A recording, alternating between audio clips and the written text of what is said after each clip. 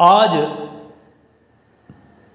جو میں نے عنوان منتخب کیا ہے وہ یوں سمجھے کہ اس رشتے کو، زوجین کے رشتے کو، میاں بیوی کے رشتے کو بیان کرنے کے لیے جو عنوان ہے وہ اصل میں اللہ رب العزت کا اپنا عطا کردہ عنوان ہے۔ دیکھیں، ہم اپنی جو زندگی گزارتے ہیں نا، اس میں بعض اوقات ہم توازن برقرار نہیں رکھ پاتے، کبھی ہمارا جھکاؤ والدین کی طرف زیادہ ہو جاتا ہے تو زندگی بیلنس نہیں رہتی، کبھی ہمارا جھکاؤ زوجہ کی طرف ہو جاتا ہے تب بھی ہماری زندگی اعتدال پر نہیں رہتی، یعنی زندگی میں سکون نہیں رہتا۔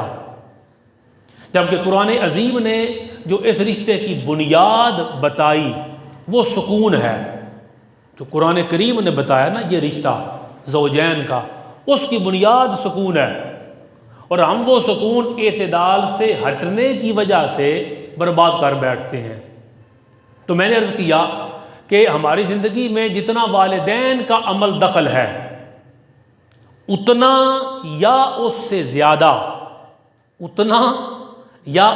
زیادہ زوجین کا، بیوی کے لیے شوہر کا اور شوہر کے لیے زوجہ کا جو رشتہ ہے وہ اہمیت رکھتا ہے۔ قرآن کریم نے جو اس کے لیے مثال بیان فرمائی، اسی ایک عنوان پر میں نے آج انشاءاللہ تعالی ساری گفتگو کرنی ہے کہ وہ تمثیل قرآن کی ہے۔ قرآن کریم نے زوجین کے رشتے کو بیان کرنے کے لیے سورۃ البقرہ آیت نمبر 187 کے اندر جو تمثیل اور تشبیہ ارشاد فرمائی وہ ان الفاظ میں بیان فرمائی۔ ارشاد ہوا، ہن لباس لکم وانتم لباس لہن۔ آپ پڑھے لکھے لوگ تشریف فرما ہیں، کلام رب کا ہے تو رب کا کلام بے حکمت تو ہو نہیں سکتا۔ جو مثال کوئی سمجھدار بندہ، کوئی اچھا ٹیچر، کوئی پیارا پیر و مرشد، کوئی سینئر کوئی مثال بیان کرے تو ہم کہتے ہیں کہ یہ مثال یقیناً اہم ہے، اس لیے کہ ہمارے پیر صاحب نے یہ مثال دی تھی، ہمارے فلاں محبوب ٹیچر نے اس مثال سے اس عقدے کو حل کیا۔ بھائی فلاں مثال وہ ہمارے فلاں دانشور نے دی تو ہم قدر کرتے ہیں، اچھا یہ مثال فلاں نے دی، بندہ بڑا ہے تو یقیناً یہ مثال، تمثیل اور تشبیہ بھی بہت اہم ہوگی، بندہ اس کی طرف پھر متوجہ ہوتا ہے۔ یہ جو تشبیہ ہے، یہ جو تمثیل ہے، یہ خالق لم یزل نے بیان فرمائی۔ کسی بڑے کی تمثیل اگر اہم ہے تو یہ سب سے بڑا ہے، اللہ اکبر، یہ سب سے بڑا ہے جس نے یہ تمثیل ارشاد فرمائی۔ تو اسی تمثیل کے گرد ہم آج کی گفتگو میں گھومیں گے۔ تمثیل کیا؟ زوجین کا جو رشتہ ہے اللہ نے فرمایا ہن لباس لکم، تمہاری جو ازواج ہیں، تمہاری جو بیویاں ہیں وہ تمہارا لباس ہیں۔ ہن لباس لکم، وہ تمہارا لباس ہیں، تمہاری بیویاں۔ وَأَنْتُمْ لِبَاسٌ لَهُنَّ، اور تم مرد، تم جو شوہر ہو وہ اپنی بیویوں کا لباس ہو۔ دیکھیں کتنا اہم رشتہ، اور اس کے لیے کتنی خوبصورت تمثیل اور کتنی خوبصورت تشبیہ اللہ پاک نے ارشاد فرمائی۔ اب اس تمثیل کے اندر ہم ڈوبیں گے اور اس میں سے اپنی رہنمائی کے موتی چنیں گے۔ اتنا تو آپ کو پتا ہے کہ جو لباس ہے وہ ہر بندہ پہنتا ہے، لباس کو ہر بندہ جانتا ہے۔ اللہ فرما رہا ہے کہ جو تمہاری بیوی ہے وہ تمہارا لباس ہے اور تم اپنی بیوی کا لباس ہو۔ گویا اللہ پاک ہمیں سمجھانا یہ چاہتا ہے کہ جو رول تمہاری زندگی میں لباس کا ہے، یا جو اہمیت تمہاری زندگی میں لباس کی ہے، یا جو فوائد تمہاری زندگی میں لباس کے ہیں وہ اہمیت اور وہ سارے فوائد اللہ نے اس رشتہ زوجین میں رکھے ہیں۔ مثلا علماء ذیشان نے اس پر تفصیل سے کلام کیا تو 8 نقطے بیان فرمائے اس لباس کے گرد گھومتے ہوئے۔ ہم پہلے نقطے کی طرف متوجہ ہوتے ہیں۔ گویا اللہ تبارک و تعالیٰ نے پہلی بات یہ ارشاد فرمائی کہ تم دونوں ایک دوسرے کا لباس ہو۔ کون فرما رہا ہے؟ اللہ رب العزت۔ تو لباس کا جو پہلا کام ہے نا، یعنی بندہ میاں بیوی کے زوجین کے رشتے کو سمجھنا چاہے تو فرمایا تم لباس کو سمجھو۔ جتنا لباس اہم ہے، ضروری ہے، جو لباس کا کام ہے، جو لباس کا سٹیٹس ہے، وہ تمہاری زندگی میں اس رشتے کا سٹیٹس ہے۔ شوہر کے لیے بیوی اور بیوی کے لیے شوہر۔ تو لباس کا کیا سٹیٹس ہے؟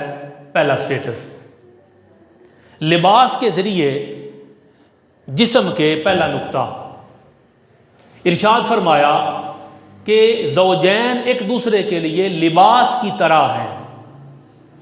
تم اپنی بیوی کا لباس ہو، بیوی تمہارا یعنی شوہر کا لباس ہے۔ تو لباس کا جو پہلا کام ہے وہ یہ ہے کہ لباس کے ذریعے جسم کے وہ حصے چھپائے جاتے ہیں کہ جن کا ظاہر کرنا عام طور پر ہر کسی کے سامنے جائز نہیں ہوتا۔ لباس بندے کو حفاظت دیتا ہے اور جسم کا وہ حصہ چھپاتا ہے۔ چہرہ نظر آ رہا ہے، چہرے کے اوپر لباس نہیں، کان نظر آ رہے ہیں، ہاتھ نظر آ رہے ہیں، پاؤں نظر آ رہے ہیں۔ لباس کا کام ہے جسم کا وہ حصہ چھپانا کہ جس کا ظاہر کرنا جائز نہیں۔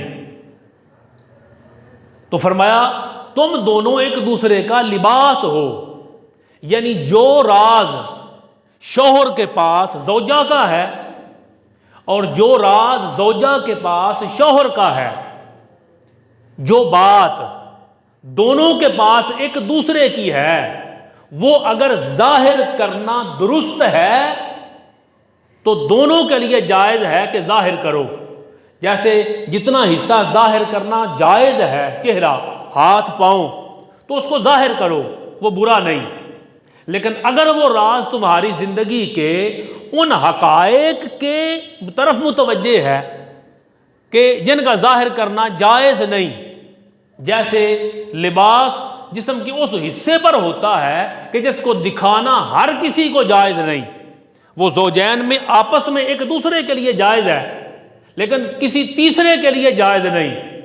تو اب پہلا نقطہ قرآن کریم نے یہ دیا کہ تم دونوں ایک دوسرے کا لباس ہو۔ جیسے لباس تمہارے راز چھپاتا ہے، ویسے اچھے زوجین وہ ہیں جو ایک دوسرے کا راز چھپاتے ہیں، جو ایک دوسرے کا راز ظاہر نہیں کرتے۔ وہ راضی ہوں تب بھی حیا کرتے ہیں اور وہ ناراض ہوں تب بھی ان حصوں کو ظاہر نہیں کرتے کہ جن حصوں کا چھپانا جائز نہیں۔ اچھا، اس کے ساتھ یہ پوائنٹ جوڑ لیں یہ ینگسٹر کے لیے کہ آپ وہ راز زوجین میں جو راز ہے وہ باہر کسی تیسرے کو نہیں بتا سکتے جو چھپانے والا ہے۔ اب جب آپ بیٹھتے ہیں تنہائی میں اور گپ شپ لگاتے ہیں اور اس گپ شپ کے اندر پھر آپ اپنے پس پردہ سارے حقائق بیان کرنے کی طرف متوجہ ہو جاتے ہیں۔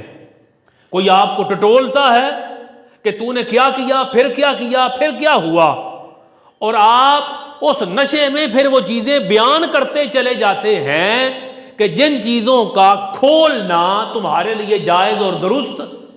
حضور صلی اللہ تعالی علیہ وسلم نے اس بارے میں رہنمائی فرمائی۔ پیارے آقا علیہ السلام فرماتے ہیں کہ جو بندہ زوجین کے پردے والے معاملات اور وظیفہ زوجیت کی تفصیلات جو بندہ لوگوں کے سامنے بیان کرتا ہے وہ ایسے ہی ہے کہ جیسے لوگوں کے سامنے اپنی زوجہ کے ساتھ وہ وظیفہ زوجیت کر رہا ہے۔ جب اس نے ساری ڈیٹیل بتا دی دوستوں کو، احبا کو، جب اس نے ساری تفصیل بتا دی تو اب پیچھے کیا بچا؟ حضور علیہ الصلوۃ والسلام نے فرمایا پھر ایسے ہی ہے کہ جیسے وہ اپنے دوستوں کے سامنے اپنی زوجہ کے حقوق پورے کر رہا ہے۔ کیوں؟ کہ ہن لباس لکم وانتم لباس لہن، تم دونوں ایک دوسرے کا لباس ہو، اور لباس کے ذریعے جسم کے وہ حصے چھپائے جاتے ہیں کہ جن کا ظاہر کرنا عام حالات میں جائز اور درست نہیں ہوتا۔ لہذا اچھے زوجین وہ ہیں کہ جو آپس میں ایک دوسرے کے راز کو چھپائیں، جو ان کی اندر کی باتیں ہیں وہ کسی تیسرے کے سامنے بیان نہ کریں۔ یعنی آپ یوں سمجھیں کہ بیڈ روم کی جو تفصیلات ہیں وہ دونوں کا راز ہے، وہ کسی تیسرے پر ظاہر کرنا جائز نہیں۔ یہ ہمیں نقطہ دیا، یہ رہنمائی دی، ہن لباس لکم وانتم لباس لہن۔ اور اسی کے ساتھ دوسرا جز یہ ہے کہ جو لباس ہے وہ جسم کے عیب چھپاتا ہے، لہذا میاں بیوی زوجین وہ ہیں جو ایک دوسرے کے عیب چھپائیں۔ شوہر کے اندر کوئی عیب ہے تو بیوی پر لازم ہے کہ وہ لوگوں کے سامنے ظاہر نہ کرے، زوجہ کے اندر کوئی عیب ہے تو شوہر پر لازم ہے کہ وہ کسی کے سامنے ان کو ظاہر نہ کرے۔ اب دیکھیں یہ قرآن کریم رہنمائی فرما رہا ہے۔ اگر آپ اپنے، پہلے میں نے عرض کیا بیڈ روم کی تفصیلات اپنے تک رکھیں تو بہت سارے جھگڑوں کا قلع کما ہو جائے۔ نمبر 2، آپ ایک دوسرے کے عیب، زوجین شوہر اور بیوی ایک دوسرے کے عیب کسی تیسرے کے سامنے بیان نہ کریں تو آپ کی زندگی سکون میں رہے، آپ کی زندگی میں آرام رہے، خوشی رہے، خوشحالی رہے۔ اور جب آپ اپنے راز اپنے احبا کو بتاتے ہیں، بچی جا کے اپنے گھر والوں کو کہتی ہے، اس کی یہ بھی عادت ہے، اس کی یہ بھی عادت ہے، یہ عادت اس کی بڑی بری ہے۔ اور شوہر کہتا ہے جب زوجہ سے جدا ہوتا ہے اپنے احبا کے پاس آتا ہے، دوستوں کے پاس آتا ہے، فیملی کے پاس آتا ہے کہ باقی تو ٹھیک ہے، یہ چیز مجھے بری لگی، مجھے یہ چیز بری لگی۔ بھائی جو تجھے برا لگا وہ کسی تیسرے کو نہ بتا، وہ اسی کو بتا کہ جس نے اس کا علاج کرنا ہے، اور اس کو ایسے بتا کہ وہ تیرے لیے اپنے آپ کو بدلے۔ دیکھیں کتنی بد نصیبی ہے کہ ایک بندہ آپ کی سنگت میں رہے، ایک بندہ آپ کی صحبت میں رہے کتنا عرصہ، ساری زندگی، جب آپ دونوں ملے، نکاح ہوا، اس کے بعد سے لے کر وفات تک آپ دونوں تو اکٹھے رہے۔ اس سے بڑی بد نصیبی کیا ہوگی کہ ایک بندہ ہر وقت آپ کے ساتھ ہے اور ساری زندگی آپ اس کو متاثر نہیں کر سکے، آپ اس کو متاثر نہیں کر پائے اپنے اخلاق کے ساتھ، اپنے کردار کے ساتھ۔ لہذا اپنے اخلاق اور کردار کے ساتھ اسے بدلیں۔ جو گھر کے راز ہیں، جو میاں بیوی کے راز ہیں، وہ کسی تیسرے کے سامنے بیان نہ کریں۔ اور ہن لباس لکم وانتم لباس لہن، تم دونوں زوجین میاں بیوی ایک دوسرے کا لباس ہو۔ لباس کا جو تیسرا پہلو ہے، جو تیسرا فائدہ ہے وہ یہ ہے کہ لباس جسم کو زیب و زینت دیتا ہے۔ یعنی لباس کا ایک کام تو یہ ہے نا کہ وہ حفاظت دیتا ہے، ایک یہ ہے کہ وہ عیب چھپاتا ہے۔ بندے کے جسم پہ کون سا زخم ہے، کون سا عیب ہے، جب لباس پہن لیا تو وہ کسی کو نظر نہیں آتا۔ تو کہا تم دونوں ایک دوسرے کا لباس ہو، تم دونوں ایک دوسرے کے عیب چھپاؤ۔ اور یہاں تیسرا پوائنٹ یہ ہے کہ لباس صرف جسم کو چھپاتا نہیں، حفاظت نہیں کرتا، لباس صرف تمہارے عیب نہیں چھپاتا، لباس کی ایک اور خوبی بھی ہے کہ لباس تمہیں زیب و زینت دیتا ہے۔ تمہارا لباس تمہاری پرسنالٹی کو اپ کرتا ہے۔ اب یہ پوائنٹ بڑا لطیف ہے، اس کو سمجھیے گا۔ لباس کا ایک کام ہے کہ بندے کو، شخصیت کو وہ زیب و زینت دیتا ہے۔ اب علماء لکھتے ہیں گویا اصل زینت اس کی ہے جس نے یہ لباس پہنا ہوا ہے، یعنی اصل زینت اس کی ہے جو شادی شدہ ہے۔ علماء ذیشان نے لکھا بھائی شادی کے بغیر اگر کوئی گھوم پھر رہا ہے، وہ اچھا لباس پہن کے گھومتا ہے تو وہ ٹھیک ہے، گھومے پھرے، اس کے لیے جائز ہے، مگر اس کی زیب و زینت وہ نہیں درجہ رکھتی، وہ فضیلت رکھتی، وہ فضیلت جو کسی شادی شدہ کو حاصل ہے، اس لیے کہ اصل زینت تو اس کی یہ ہے کہ وہ شادی شدہ ہے، اصل زینت تو اس کی یہ ہے۔ اس لیے کہ قرآن کریم، قرآن مین اللہ تعالیٰ فرما رہا ہے کہ جو تمہاری زوجہ ہے وہ تمہارا لباس ہے، توجہ ہے نا، اور زوجہ سے کہہ رہا ہے جو تمہارا شوہر ہے وہ تمہارا لباس ہے، گویا تمہارا لباس تمہاری زینت ہے، تمہارا لباس تمہاری زینت ہے۔ تو شوہر سے کہا جا رہا ہے تمہاری زوجہ تمہاری زینت ہے، اور زوجہ سے کہا جا رہا ہے تمہارا شوہر تمہاری زینت ہے۔ گویا زوجین، میاں بیوی، وہ ایک دوسرے کے لیے زیب و زینت ہیں، اور اصل زینت اس کی ہے جس کو یہ لباس اللہ تعالیٰ نے عطا فرمایا۔ اسی لیے حضور صلی اللہ تعالی علیہ وآلہ وسلم نے ارشاد فرمایا کہ الدنیا کلھا متاع، دنیا، ساری دنیا، اور وما فیہا، دنیا اور دنیا کے اندر جو کچھ ہے سب کچھ متاع ہے، جمع پونجی ہے، وہ خزانہ ہے، وہ دولت ہے، جو کچھ دنیا کے اندر ہے وہ متاع ہے، اپنے اپنے درجے میں ہر چیز ایک نعمت ہے، مگر فرمایا وَخَيْرُ مَتَاعِ الدُّنْيَا الْمَرْأَةُ الصَّالِحَةُ، ساری دنیا متاع ہے لیکن جو دنیا میں سب سے اچھی متاع ہے وہ نیک بیوی ہے، جو سب سے اچھی متاع ہے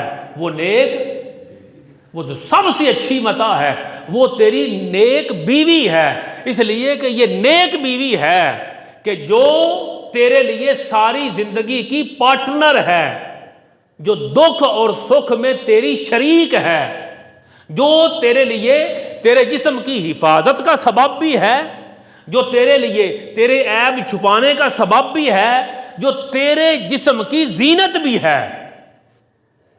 ایک کنوارا بندہ آئے اور ایک شادی شدہ بندہ اپنی زوجہ کے ساتھ آئے، کنوارے کا اتنا پروٹوکول نہیں ہوتا جتنا وہ بندہ جو کہتا ہے جی میں آپ کا فلاں کے ساتھ تعلق ہے، جی ہمارا ان کے ہاں فیملی ٹرمز ہیں، ہمارے ان کے ساتھ تعلقات فیملی کے ہیں، آپ ان کے ہاں جاتے ہیں تو ان کے ڈرائنگ روم میں بیٹھتے ہیں، میں ان کے ہاں جاتا ہوں تو زوجہ کے ساتھ جاتا ہوں، وہ میرے ہاں آتا ہے تو زوجہ کے ساتھ آتا ہے، گورا ہمارے تعلقات یہ جو ڈرائنگ روم ہے اس سے بڑھ کر ہیں۔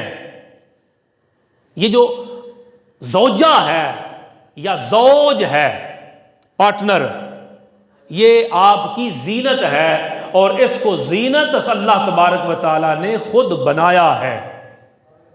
پھر ایک اور پوائنٹ اس کے اندر، لباس وہ زینت دیتا ہے، چوتھا نقطہ،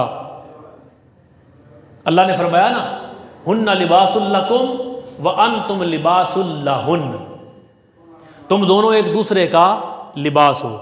تو میں نے کہا لباس کی ایک خوبی یہ ہے کہ وہ زینت دیتا ہے، زیب و زینت دیتا ہے، اچھا لباس پرسنالٹی کو اپ کرتا ہے۔ اب اس کا جز ثانی یہ ہے کہ وہ لباس آپ کی پرسنالٹی کو اپ کرتا ہے جو آپ کو پورا ہو۔ قد سے برابر لباس ہو تو جچتا ہے، قد سے بڑا لباس ہو تو وہ بھی نہیں جچتا، قد سے چھوٹا لباس ہو تو وہ بھی، جسم کے مطابق تنگ لباس ہو تو وہ بھی زینت نہیں دیتا۔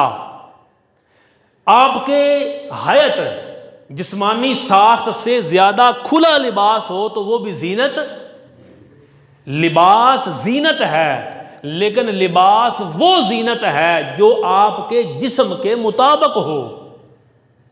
گویا قرآن کریم نے فرمایا کہ تم دونوں ایک دوسرے کا لباس ہو۔ لباس بندے کو زیب و زینت دیتا ہے، اور زیب و زینت وہ لباس دیتا ہے جو پورا ہو، جو پورا ہو۔ جو قد سے چھوٹا یا بڑا ہو وہ بندے کو زینت نہیں دیتا۔ کہا یہ رشتہ جو زوجین کا ہے یہ پورا تب ہوتا ہے جب دونوں ایک دوسرے کے مزاج کو سمجھیں۔ دیکھیں نا، ہماری بدنصیبی یہ ہے کہ ہم ساری زندگی کسی غیر کے مزاج کو سمجھنے میں لگا دیتے ہیں، کسی حرام رشتے کو اس کو سمجھنے میں، اس کو جانچنے میں، پرکھنے میں، اس کے ساتھ تعلقات پروان چڑھانے میں، اس کو سمجھنے میں ساری زندگی یا زندگی کا ایک قیمتی حصہ لگا دیتے ہیں۔ اور جب ہماری زندگی میں کوئی حلال رشتہ آ جاتا ہے زوجہ کی شکل میں، تو اس وقت تک ہم سمجھانے کے پروسیس سے اتنے دور نکل گئے ہوتے ہیں کہ جہاں سمجھنا تھا وہاں پھر ہم سمجھنے کے لیے پھر ٹائم نہیں دیتے، سپیس نہیں رکھتے کہ میاں بیوی ایک دوسرے کو سمجھیں، ایک دوسرے کے مزاج آشنا ہوں۔ یہ جملہ ذہن میں رکھیں۔ قرآن کریم نے فرمایا ہن لباس لکم وانتم لباس لہن، تم دونوں ایک دوسرے کا لباس ہو۔ لباس زینت دیتا ہے، اور لباس وہ جچتا ہے جو پورا ہو۔ اور پورا ہونے کے کئی مطلب ہیں۔ ایک مطلب علماء نے یہ لکھا کہ لباس زوجین میں پورا لباس اس کا ہے جو دونوں ایک دوسرے سے مزاج آشنا ہیں۔ یہ آپ اس کی مثال آپ یوں سمجھے، ایک دفعہ ایک کسی کا انٹرویو میں دیکھ رہا تھا، تو وہ بچی تھی، بڑی پڑھ لکھ گئی تھی، لیکن اس کے بازو نہیں تھے۔ تو وہ اس سے پوچھ رہے تھے کہ آپ کو کون بندہ سمجھتا ہے، کون بندہ آپ کو نہیں سمجھتا، کون تکلیف دیتا ہے، لوگوں کے رویے آپ کے ساتھ کیسے ہیں؟ یعنی لوگ یہ دیکھتے ہیں کہ یہ اس کا تو ہاتھ ہی نہیں، اس کے دونوں ہاتھ نہیں، اور اس کے لیے برے لفظ استعمال کرتے ہیں۔ تو آپ کو کب سمجھ آتی ہے کہ یہ بندہ جو ہے یہ میری عزت کرتا ہے، یہ میری کیئر کرتا ہے؟ تو اس بچی نے بڑا خوبصورت جواب دیا، اور یہاں وہ بڑا فٹ آتا ہے مزاج آشنائی میں۔ اس نے کہا کہ آپ یوں سمجھیں کہ میرا فون بجا، میرے ہاتھ نہیں، جو میرا مزاج آشنا ہے، جس کو میری فکر ہے، تو وہ فون بجتے ہی فون پکڑے گا، آن کرے گا، اور میرے جہاں مناسب ہے وہاں لگا دے گا۔ مجھے کہنے کی ضرورت نہ پڑے کہ میری ذرا کال ملا کے مجھے دینا، بھائی کہنے کی ضرورت نہ پڑے۔ دونوں ایک دوسرے کے یوں مزاج آشنا ہوں، زوجین، لباس اتنا فٹ ہو دونوں کا، ایک دوسرے کے لباس آشنا اتنے ہوں، مزاج اتنے پڑھتے اور سمجھتے ہوں کہ دونوں کو ایک دوسرے کو کچھ کہنے کی ضرورت نہ پڑے۔ اچھی جوڑی وہ ہے کہ جن کی آپس میں اتنی انڈرسٹینڈنگ ہے کہ وہاں ناراض ہونے کے لیے بھی کچھ کہنا نہ پڑے، اور خوش ہونے کے لیے بھی کچھ بولنے کی ضرورت نہ پڑے۔ سب سے بڑھ کر یہ ہمیں حضور علیہ السلام کی سیرت طیبہ سے ملتا ہے۔ اتنی مزے کی یہ مثال ہے، آپ حیران ہو جائیں گے۔ ظاہر ہے ہمیں جو زندگی کا رول ماڈل ہے وہ حضور صلی اللہ تعالی علیہ وآلہ وسلم سے بڑھ کر تو کوئی دیا ہی نہیں گیا، سرکار رول ماڈل ہیں۔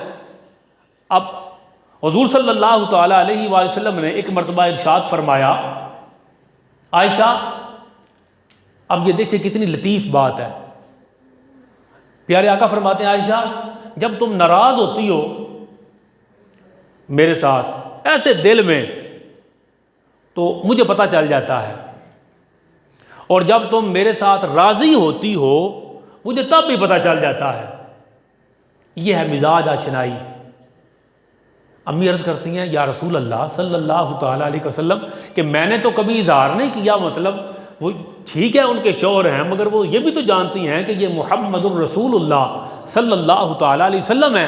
سرکار میں نے تو کبھی ایسا اظہار نہیں کیا ناراضگی کا، آپ کو کیسے پتہ چلتا ہے؟ حضور صلی اللہ تعالیٰ علیہ وسلم نے فرمایا عائشہ جب تم میرے ساتھ راضی ہوتی ہو نا تو باتوں باتوں میں جب تم قسم اٹھاتی ہو تو تم کہتی ہو رب محمد کی قسم، اور جب تم ناراض ہوتی ہو نا کسی بات پر تو قسم کی باری آئے تم کہتے ہو مجھے رب ابراہیم کی قسم۔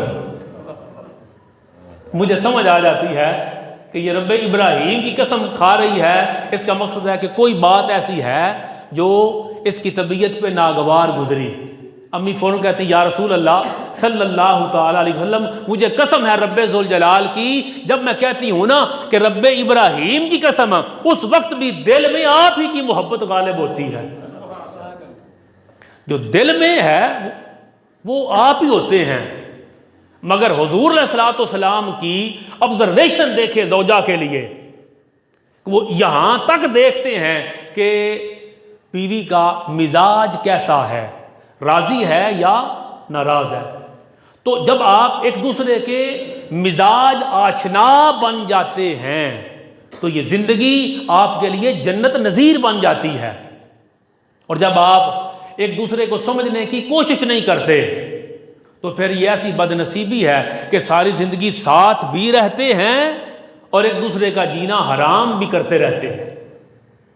قرآن کریم نے فرمایا ہن لباس لکم وانتم لباس لہن، تم دونوں زوجین ایک دوسرے کا لباس ہو، اور لباس کا ایک فائدہ یہ ہے کہ لباس موسمی اثرات سے بچاتا ہے۔ قرآن نے فرمایا نا لباس ہے، تو اب جتنے پہلو لباس میں ہیں وہ سارے پہلو زوجین میں بدرجہ اتم پائے جاتے ہیں۔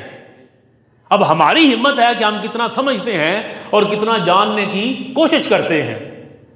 لباس موسمی اثرات سے بچاتا ہے، لباس گرمی سے بچاتا ہے، لباس سردی سے بچاتا ہے۔ سردی کا موسم ہے تو سردی سے بچنے کے لیے ہم گرم لباس پہن لیتے ہیں۔ بزرگ فرماتے ہیں کہ زوجین بھی ایک دوسرے کا لباس ہیں۔ اگر شوہر گرمی میں ہو تو پھر زوجہ کا حق بنتا ہے کہ وہ سرد ہو جائے۔ شوہر گرمی میں ہو تو زوجہ سرد ہو جائے، اور زوجہ کبھی گرمی میں آ جائے تو شوہر سرد ہو جائے، ٹھنڈا ہو جائے، کول ہو جائے۔ اس سے ان کی زندگی بدرجہ اتم ہن لباس لکم وانتم لباس لہن کا نمونہ بن جائے گی اور ان کی زندگی پرسکون رہے گی۔ امام ذہبی رحمۃ اللہ تعالی علیہ نے ایک واقعہ لکھا الکبائر کے اندر۔ آپ فرماتے ہیں کہ حضرت عمر فاروق رضی اللہ تعالی عنہ و ارضا، آپ کی خدمت میں ایک شخص آیا اور وہ اپنی بیوی سے بڑا تنگ تھا، یعنی اس کی بیوی اس کو تنگ کرتی تھی۔ بیوی کیسے تنگ کرتی ہے یہ بات بتانے کی ضرورت نہیں۔ وہ گھر میں پہلے تو دھمکی شمکی لگاتا کہ چلے میں عمر کو بتاؤں گا، تو 4 دن اچھے گزر جاتے، لیکن اب وہ دھمکی کارگر نہ ہوئی جب، تو وہ گھر سے نکل آیا کہ حضرت عمر فاروق امیر المومنین کو بتاتا ہوں۔ حضرت امیر المومنین عمر بن خطاب رضی اللہ تعالیٰ عنہ کے دروازے پہ آ گیا۔ جب دروازے پہ آیا، اس سے پہلے کہ اندر سے انہیں بلاتا، اس بندے نے سوچا، سنا کہ اندر سے تو اونچی اونچی آواز آ رہی ہے۔ تھوڑا روک کے کان لگانے سے اس کو پتا چلا کہ حضرت عمر فاروق رضی اللہ تعالیٰ عنہ کی زوجہ محترمہ ان سے تیز کلامی فرما رہی ہیں، اونچا بول رہی ہیں۔ اب وہ بندہ جو اپنی بیوی کی شکایت لے کے آیا، امیر المومنین کی بیوی بھی اسی طرح کلام کر رہی ہے، تو اس نے سوچا کہ یہاں بتانے کا فائدہ کوئی نہیں، چلو واپس چلتے ہیں۔ وہ بندہ دروازے سے واپس لوٹا۔ حضرت عمر بن خطاب رضی اللہ تعالیٰ عنہ وارضا، آپ نے بھی محسوس کیا کہ ابھی گھر میں حالات ٹھیک نہیں، یعنی ہن لباس لکم وانتم لباس لہن، دونوں ایک دوسرے کا لباس ہیں، تو ایک سائڈ سے اگر گرمی آ رہی ہے تو دوسری سائڈ سے موسم سرد ہونا چاہیے۔ عمر بن خطاب نے سوچا کہ میں گھر سے باہر نکل جاتا ہوں تاکہ واپسی تاکہ اس کا مزاج ٹھنڈا ہو جائے گا تو زندگی کو پھر وہیں سے شروع کر لیں گے۔ عمر بن خطاب رضی اللہ تعالیٰ عنہ بھی اپنے گھر سے باہر نکلے۔ جب نکلے تو دیکھا کوئی جا رہا ہے، تو دروازہ ایسا ہوگا، گھر کی لوکیشن ایسی ہوگی کہ وہاں سے کوئی آئے تو انہی کے گھر تک آتا ہوگا۔ انہوں نے آواز دی، بندے کو واپس بلایا کہ میری طرف آئے تھے؟ جی حضور آپ کی طرف آیا تھا۔ ملے نہیں، واپس چلے گئے۔ عرض کرتا ہے سرکار وہ میں اپنی بیوی کی شکایت لے کے آیا تھا، لیکن دروازے کے سامنے کھڑا ہوا تو مجھے محسوس ہوا کہ آپ کی زوجہ محترمہ بھی آپ سے تیز کلامی فرما رہی ہیں۔ آپ نے فرمایا عمر بن خطاب، اب دیکھیں یہ بات سمجھنے والی ہے اور دل پہ لکھنے والی ہے۔ آپ رضی اللہ تعالیٰ عنہ کون ہیں؟ جن کے سائے سے شیطان بھی بھاگتا ہے۔ عمر بن خطاب وہ ہیں کہ جس رستے سے گزرتے ہیں شیطان وہ رستہ چھوڑ دیتا ہے۔ اتنی عظیم پرسنالٹی عمر بن خطاب رضی اللہ تعالیٰ عنہ واردہ، لیکن گھر میں گھر کو بچانے کے لیے وہ قرآن کے حکم بھی عمل کرتے دکھائی دیتے ہیں۔ باہر نکل آئے، کہتے ہیں سرکار میں نے تو یہ دیکھا۔ وہ کہتے ہیں اصل میں جو میری زوجہ ہے نا وہ کام بہت کرتی ہے، اس کے ذمے بہت سارے کام ہیں۔ وہ میرے گھر کی صفائی کرتی ہے، میں نے گھر میں صفائی کے لیے کوئی سیپر نہیں رکھا ہوا۔ میرے گھر میں نان بائی کا کام میری بیوی کرتی ہے، میں نے گھر میں کوک نہیں رکھا ہوا۔ میرے گھر کی نگرانی میری بیوی کرتی ہے، میں نے گھر میں واچ مین بھی پہرے دار بھی کوئی نہیں رکھا ہوا۔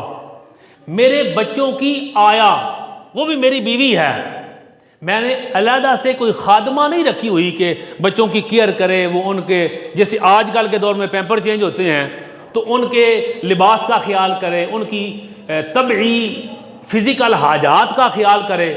تو میں بچوں کی کیئر کے لیے میں نے کوئی خادمہ نہیں رکھی ہوئی، وہی میری بیوی ہے جو یہ ڈیوٹی بھی سر انجام دیتی ہے۔ پھر وہ جب میرے جسم کو ضرورت ہوتی ہے تو مجھے بھی وہ سکون دیتی ہے۔ تو ایک بیوی، ایک عورت جب 3 4 5 لوگوں کا کام کرتی ہے تو کسی وقت اگر اس کے مزاج میں تیزی آ جائے تو یہ اس کے جسم کا تقاضا ہے کہ وہ اتنے کام کر رہی ہے جس کام کے لیے ہم 3 4 نوکر ہائر کرتے ہیں، تو اتنی خدمات گھر میں عورت سر انجام دے رہی ہے، کسی وقت اس کے مزاج میں تیزی آ جائے تو میں اسی طرح کرتا ہوں، گھر سے باہر آ جاتا ہوں، برداشت کرتا ہوں، کول ہو جاتا ہوں، سرد ہو جاتا ہوں، اور اس کے مزاج کی جو تیزی ہے اپنی سردی سے اس ماحول کو خراب نہیں ہونے دیتا۔ میرے گھر کا تو یہ معاملہ ہے۔ وہ کہتے ہیں حضرت یہ سارا کام تو میری بیوی بھی گھر میں کرتی ہے۔ تو آپ نے فرمایا جب وہ اتنا کچھ کرتی ہے تو پھر اس کے چند جملے وہ برداشت کر لینے میں زیادہ حکمت، خیر اور برکت ہے۔ یہ عمر بن خطاب، آپ کہیں کہ میں بڑا تکڑا ہوں، میں عورت کو سیدھا کر دوں گا، تو یہ جملہ ذہن میں رکھیں، حضور صلی اللہ تعالی علیہ وآلہ وسلم کا اپنا فرمان ذیشان ہے۔ یہ کوئی بندہ آج کا تکڑا جو بار بندے کے آگے وہ بڑا اسمائلنگ فیس سے ملتا ہے، جہاں سے اس کو کام دنیا کا نکالنا ہوتا ہے، وہ بڑا خوش اخلاق ہوتا ہے، بندے کی منتی اور ترلے کرتا ہے، مگر وہی بندہ جب اپنے گھر آ جاتا ہے تو ہلاکو ہون بن جاتا ہے۔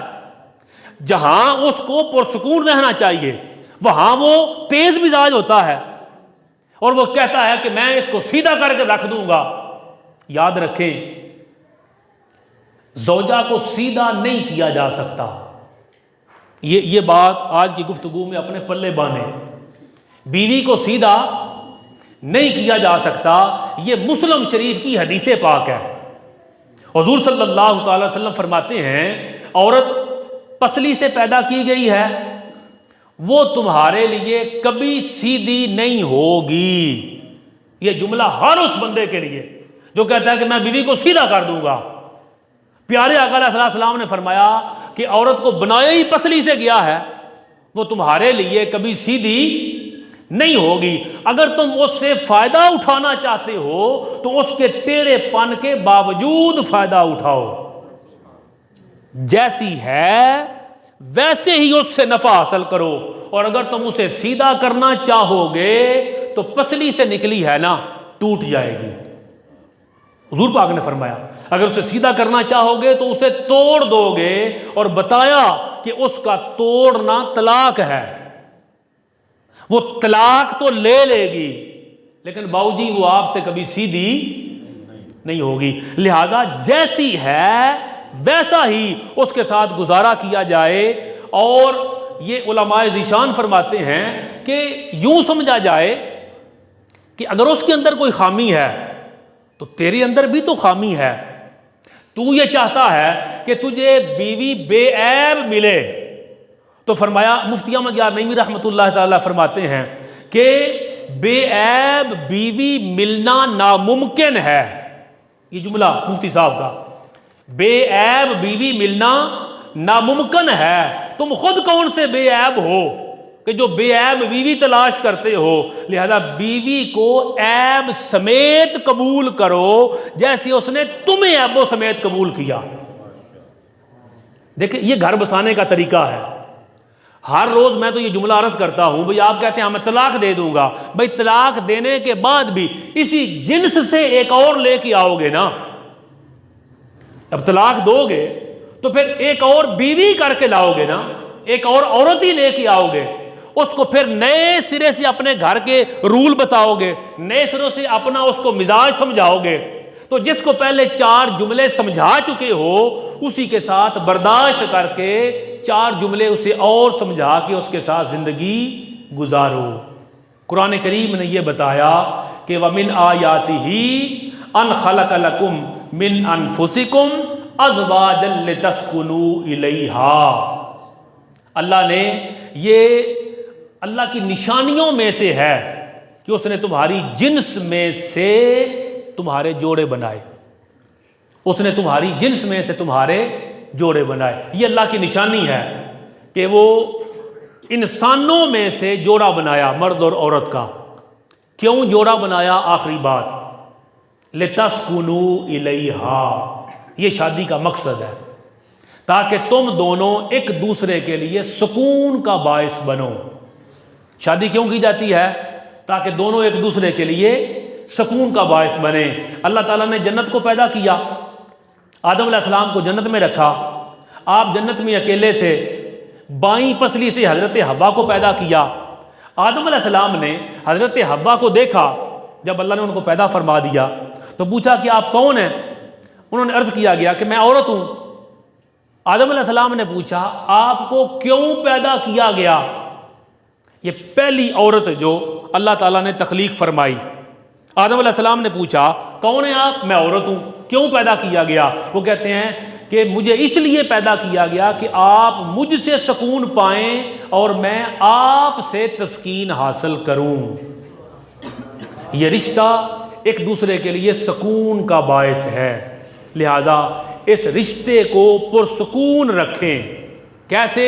ہن لباس لکم وانتم لباس لہن، کہ جیسے تم اپنے لباس کی حفاظت کرتے ہو ویسے ہی اس رشتے کی بھی حفاظت کرو۔ جیسے تمہارا لباس تمہیں گرمی سردی سے بچاتا ہے ویسے ہی اس رشتے کو اپنے مزاج کی گرمی اور سردی سے بچاؤ۔